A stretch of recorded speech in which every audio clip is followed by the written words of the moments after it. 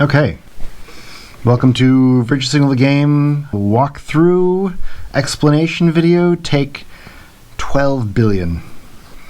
Yeah, so if you're watching this, you are either in possession or soon to be in possession of, or would like to take possession of one of these fine games right here, and also possibly one of these.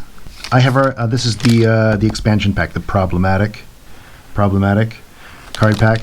I've already opened mine and mixed it into my deck. It'll fit just fine.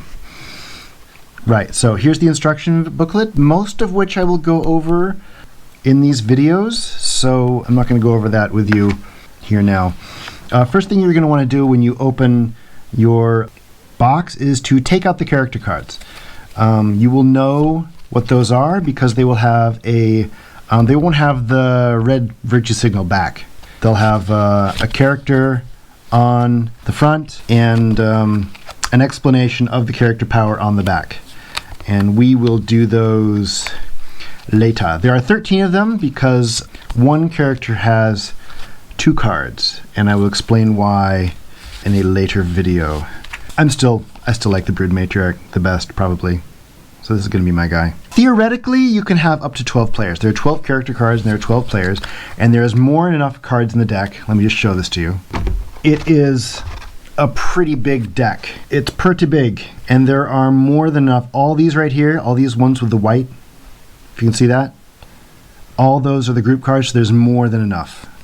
There's more than enough to play a really big game. It's kind of what we wanted. We wanted to be able to play big games with lots of people, with lots of drama. Oh, and also in the box you'll have one of these. And this goes with her, and I'll explain why later. We'll focus on one character and building coalitions and microaggressions and virtue signals in this particular video. Every player will get dealt out 7 cards. About 1/3 of them are going to be NPC group or follower cards. And these come in 3 different varieties. Let's pick some good ones. Silly Party is a good one. The Glue Huffing Post, there we go, there's another good one. I need a 1. There we go. There's a 1. 1, 2, and 3. These here are worth, the 1 is worth 1 point, the 2 is worth 2 points, and the 3 is worth 3 points. As you can see, the level 1 NPC has 1 alignment. These dots here represent the alignments.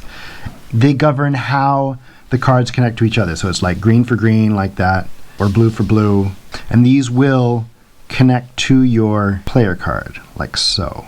Whoever gets to 15 heads, you can just count the heads. We wanted to make a game that was complicated, but which didn't require a lot of calculations. There's no dice, there's no counting, there's no counters. You won't have to do any math to play this game.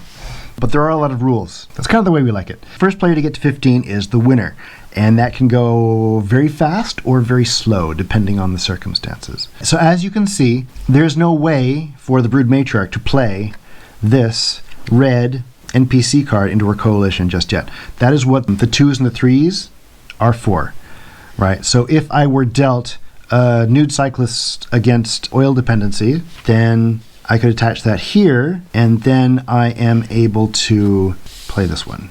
Some rules. Cards may never overlap. Get some more NPCs out here. Amalgamated data mining, right there. Obviously, I can't do that, right? That's a no-no. Let's get one that's red on top.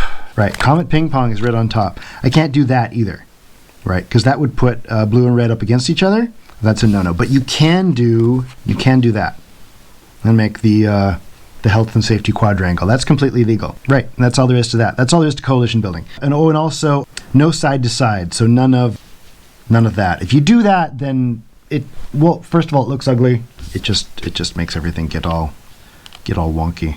And while you're doing this, of course, that's coalition building isn't the only thing you're doing.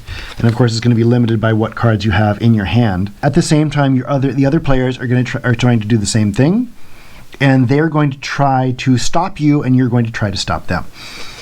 The most common way to do this, there are actually many ways to do this, but the most common way to do this is through microaggression cards, which I have at the back here. Every virtue signal, every microaggression card is unique. It didn't have to be that way, but gosh, we're a bunch of tryhards, I guess you could say. As you can see, there's some of the problematic ones are mixed in here. What a microaggression card is they're the solid, well, they'll say microaggression or virtue signal on them. They also have solid colored backs. What you do is you play this on the NPC of another person's coalition. And you need to follow the alignments. So red for red, blue for blue, orange for orange, etc. So I can put that there. Let's see, there's an orange one. I can put that here, here, or here. I'll just do some. Boom. Like that. Number one, if you play this on here, this NPC follower is considered to be inert. It doesn't count. The point doesn't count, and you cannot build off of this anymore. So a good place to stop somebody. Got a whole bunch of red, not a whole lot of blue. Only a couple places where you can play green. I think it's 3. He's pretty well branched out. If you did that, then it's probably going to be very hard for her to play red. Especially if they're just starting out, right? If they're just starting out and they only have like a couple followers attached, like this, right? You can see they want to branch out into red and yellow. You slap that on there, and they're stuck. They're stuck with what? Green and yellow. Just put these back. The way they kind of sort of were, but not really.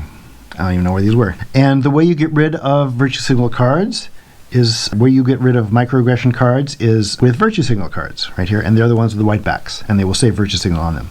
Orange removes orange, red removes red, public defecation ordinance removes chicken sandwich. And that is how microaggressions and virtue signals work. Clear enough? Oh, and it's worth noting that you can also, like the microaggression card is a harmful card, but you can play them against yourself, and there may be a good reason for you to want to do that. Another thing that a microaggression card is that it protects a card usually from being destroyed. So if you put down your level 3 here and you're worried about somebody coming to get it, you can slap that on there, and you can't use it, but it's also safe, right? Because it's under investigation by the mob already. So no double jeopardy, I guess. Okay, and that is microaggressions and virtue signals.